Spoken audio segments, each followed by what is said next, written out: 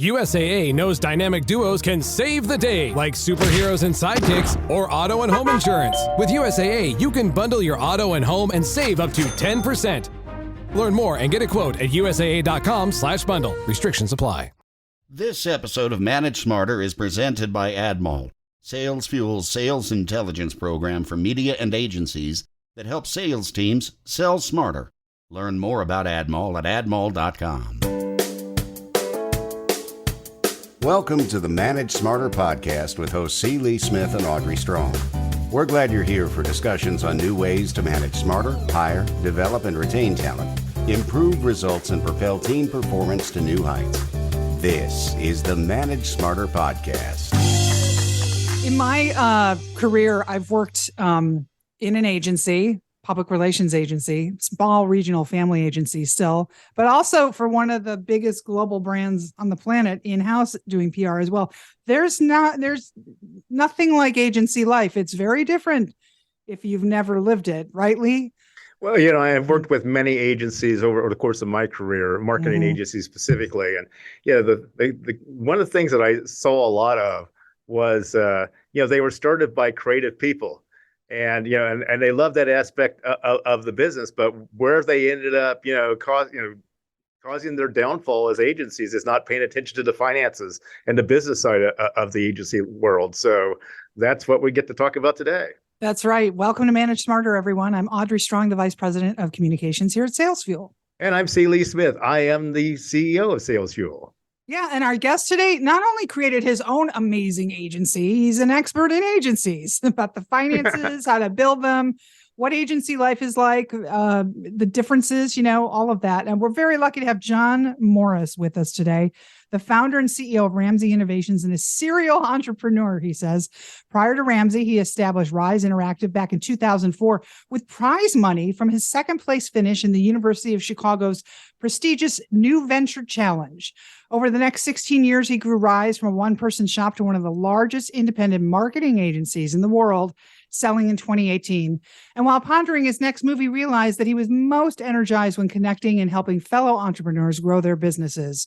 Ramsay Innovations' mission to transform marketing agencies by providing them with world-class, agency-specific financial management and strategic planning, all at the fraction of the cost. So, Jon, welcome. This is going to be great. I don't think we've talked about this before.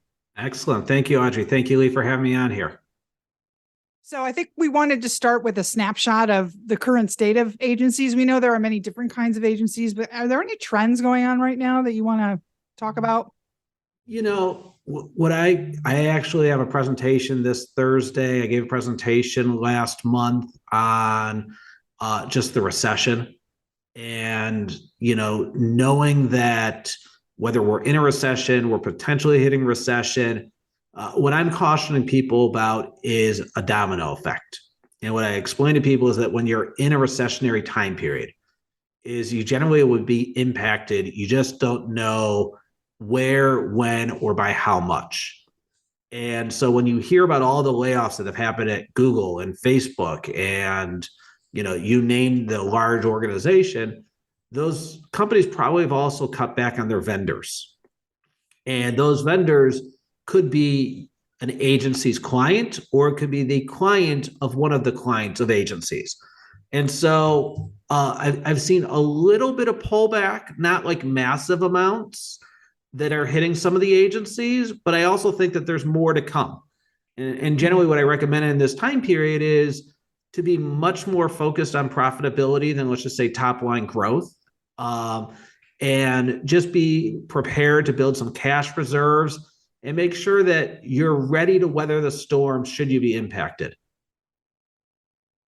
Yeah, you're absolutely right about that. Where we see cutbacks generally during a recession, if indeed we go and actually have one, which is still up for some debate, is they cut back on training, but they cut back on marketing, and then of course in the tech sector where they overhired during the pandemic and over the past 10 years or whatever, now they're seeing a correction there. So. But you're right, though. It's like it is a domino effect, and eventually it will hit the service providers. And the thing is, like, there's so much unknown and so many conflicting sets of numbers that we're getting here, where it's really tough to plan for it. I mean, so my hat's off to you and trying to make that happen. Actually, one just thing I'd also add to it is, given, the theme of sales, is there's also a big opportunity during a recessionary time period. So if you think about, just the concept of dancing, of one person takes a step back, another person takes a step forward. You want to be that one that takes a step forward. So this is the time to expand your, what I'll call, owned and earned media. It's a time to expand your aggressive sales tactics. Start attending more networking events, start doing more outreach, and, really take advantage that while other people are pulling back, you could potentially grab some more market share. Yeah, for sure. I think that, the nature of agency life, that I was quite young when I joined that agency. I didn't understand the expansion and contraction, like an accordion that was tied directly to the accounts. And so what you're saying is put your foot on the gas and try and add as many accounts as you can. Right away. That makes sense. Lee, you wanted to talk about finances too. Well, I do. It's just like, one of the topics that we haven't covered yet is EBITDA. And it's like, and you talk about that as being the key to selling, and particularly as important to marketing agencies. So I would like you to kind of dive into that a little bit. Absolutely. So for those who don't know what EBITDA is, it's earnings before interest, tax, depreciation, and amortization. So it's a long, fancy way of saying profit. Typically, an agency wants about 20% of their revenue to be profit. Now, as you think about growing and you think about how do you expand your business, you can dial that up or down in terms of if you have good investments. So, for example, when I was running Rise Interactive, we targeted a much lower EBITDA percentage. It was generally closer to 5%. And that extra 15% was our private equity approach to investing. So we spent more in sales and marketing as a percent of revenue than probably any other agency out there. And we did it in two ways. So the first one was the EBITDA, where we targeted a lower percent to allow us to invest in the growth. But the second thing is there's this concept of gross margin. And everyone's heard about it, but I can tell you, after analyzing the financials of hundreds of agencies, most agencies do not know what their gross margin is. So I'm just going to give a few definitions to explain it. That's great. Then explain why it's really important as it relates to sales. So first definition is revenue. And I'm going to talk about two different types of revenue. There is gross revenue and net revenue. In the agency world, oftentimes you're managing media, and that media literally comes in your door and then goes out the door to Google or Facebook or someplace that you're spending that money. That money is not yours. And so your gross revenue includes all of your fees plus all of that pass-through revenue, such as media. Then there is net revenue. Net revenue is what we care about, and that is your true fees. The next definition is something called cost of service. This is every single thing that you do to work on your client. So it's your people, your technology, any tools you license, travel and entertainment, all goes towards doing client work. That will be your cost of service. Your gross margin is that net revenue minus your cost of service. I want you to be at 50%. And I'm going to explain how this impacts sales and marketing in 2 seconds here. Typically, when people come to me, they're in the 30% range.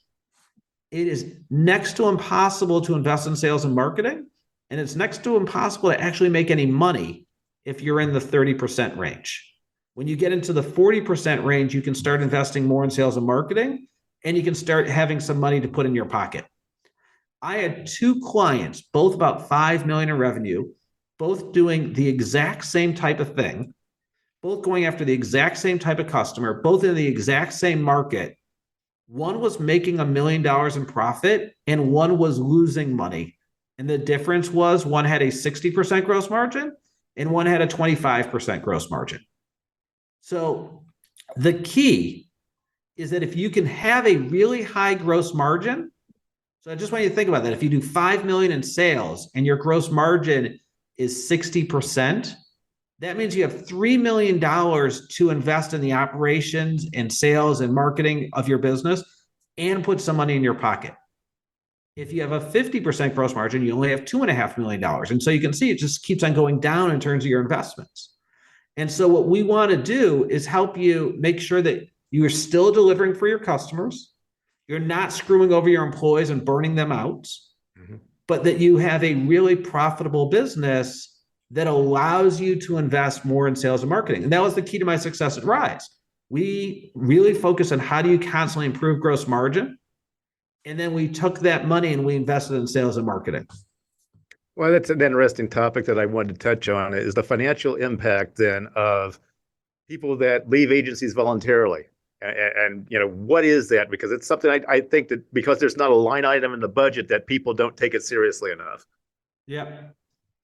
So in terms of employee attrition, you're referring to? Yeah, absolutely. Yeah. Client attrition is something totally different. We know there's significant impact there, but employee attrition, I think, is something I wanted to hear more about.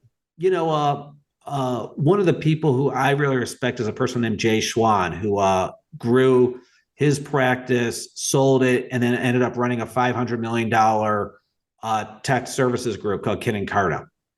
And he talks about the 20-20-20 rule.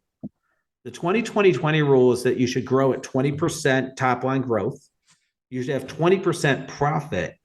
But the third 20 is something that I've never heard of before. It's something that he mentioned that I believe is very sincere and very accurate, is you want to have a maximum of 20% annual turnover of your team on a regular basis. And you have to invest. And I know that might sound like a high number. It's not. But the agency world has very high turnover. And so by investing in your people and doing regular employee engagement surveys and taking that feedback and implementing based on the results of those surveys is crucial towards keeping your team. The other thing is, financial stability is really important to your team. If you're on shaky ground, people are going to get nervous and they're going to start looking for jobs. So, so you have to think about that as well. How should agencies go about evaluating the profitability of a potential new client before they actually go through and do all the work and the pitch and everything like that to be able to secure that client? It all depends on the type of customer you're going after. If you're going after mid-size or large organizations, the financial stability of that client is probably less risky. If you win Coca-Cola as a client, you're probably not too concerned about their finances.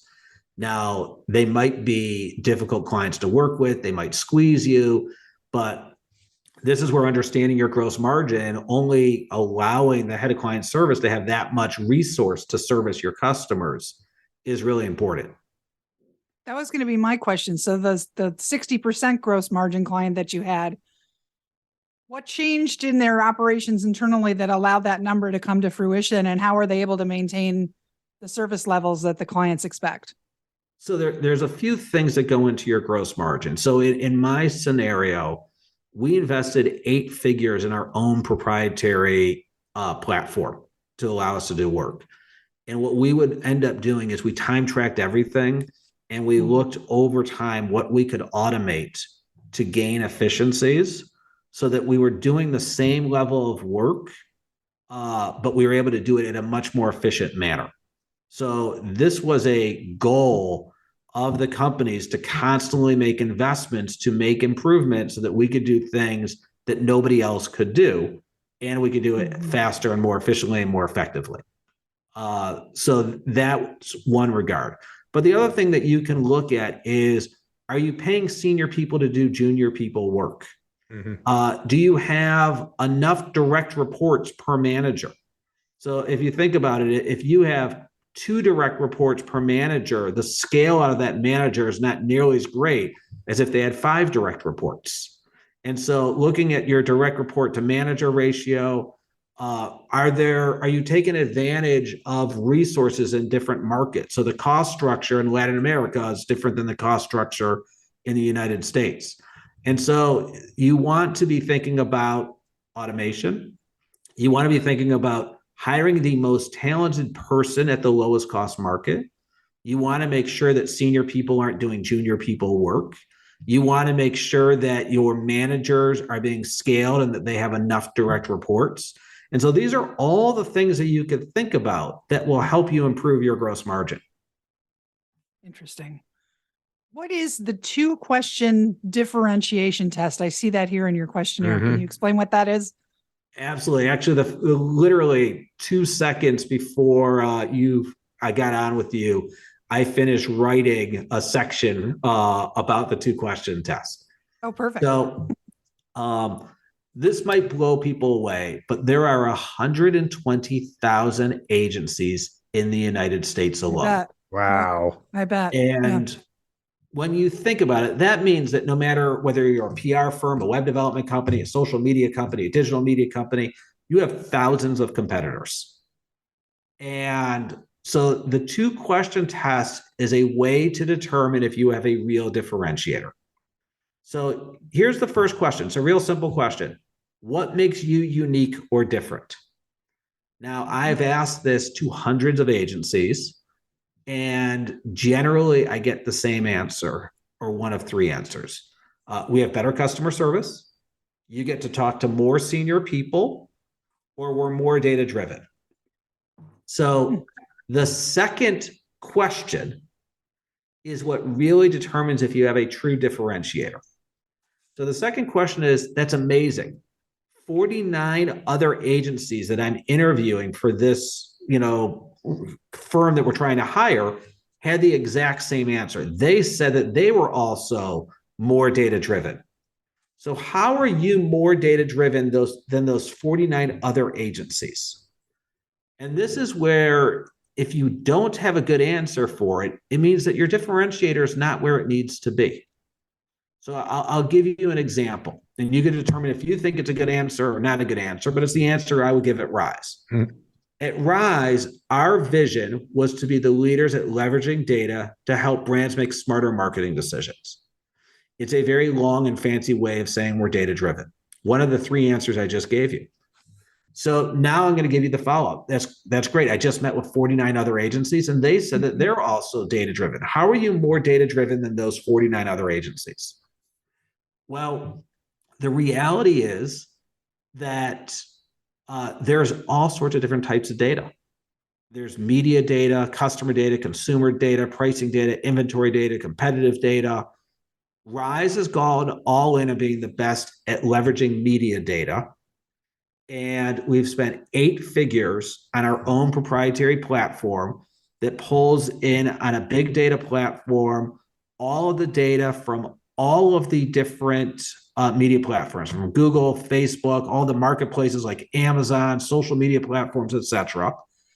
And the way we've structured the data is that we can have insights across all those different channels and platforms at the same time. And so we can answer questions to identify waste in your media spend and then redeploy that waste to areas that are more scalable.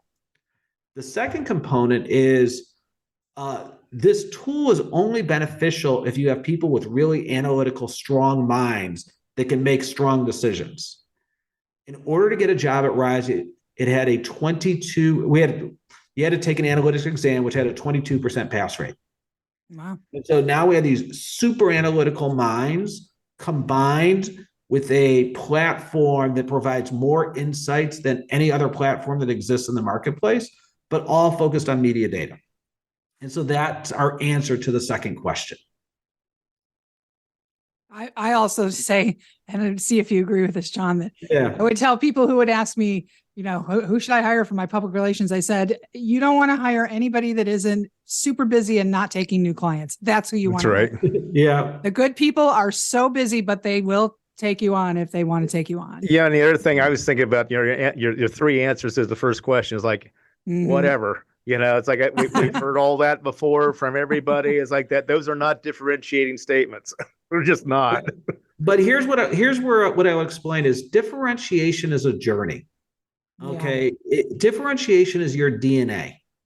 So let's just use customer service as an example. If you said my differentiator was customer service, Well, then you could say, you know what, we now have 24/7 support. We get back to you within 60 seconds. We've built technology with bots that can answer your questions. We've mined all the questions that people ask to answer those questions faster.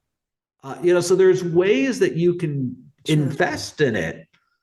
So the idea is, once you determine what you want your differentiator to be, this goes back to what we do now, which is budgeting and forecasting for agencies, is if you don't budget for your differentiator, then you're never really going to have a differentiator. Yeah, that's a good point. Yeah. RamsayInnovations.com is your website. Yep. And for people seeking help, how would you like them to interact with you, Jon? So they can email me at jon@RamsayInnovations.com. That's JON@RamsayInnovations.com. They can follow me on LinkedIn. I do a lot of posting on LinkedIn. We also have a Facebook group called FAMA, Finance and Accounting for Marketing Agencies, that you could join.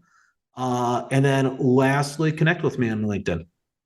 Yeah, I wanted to ask the last question. I want to loop this back around to the first question. What's the number one mistake agencies make when forecasting? So I think the true number one mistake they make in forecasting is that they don't do it. When I look at like what I need to do with my business, the first thing I have to do is educate people on why is budgeting and forecasting important. And I always explain that everyone has a strategic plan, whether they know it or not. It's what you choose to spend your money on. So for example, if you say that sales is really important to you and growth is really important to you, but you don't budget anything for sales and you don't budget anything for growth, I can tell you that it's not important. Don't tell me what you value. Show me your budget and I'll tell you what you value. Exactly. Yeah. I'll give you a couple more. The other one is just accountability. So when people create a budget, we have this concept of locking the budget. And the idea behind it is that once it's locked and you've set in stone that this is what we're going to go out and try and do, now you've created accountability for yourselves. Once you start telling your company, your leadership team that, hey, we're going to go try and go do 10 million in revenue this year. Now you're held accountable to those numbers. And so those are big factors that we need to think about, in terms of what I see people don't do when they do their budgeting and forecasting. Right. 10 million, but I have no idea how we're going to get there. But hey, yeah, it sounds nice. Yeah, it's a good number. Jon, this has been great. Thank you so much for being on the show. We appreciate it. Thank you for having me. I've loved being here. Thanks for listening. If you enjoyed the show, please rate and recommend on iTunes, Overcast, or wherever you get your podcasts. You can also get more great information at salesfuel.com.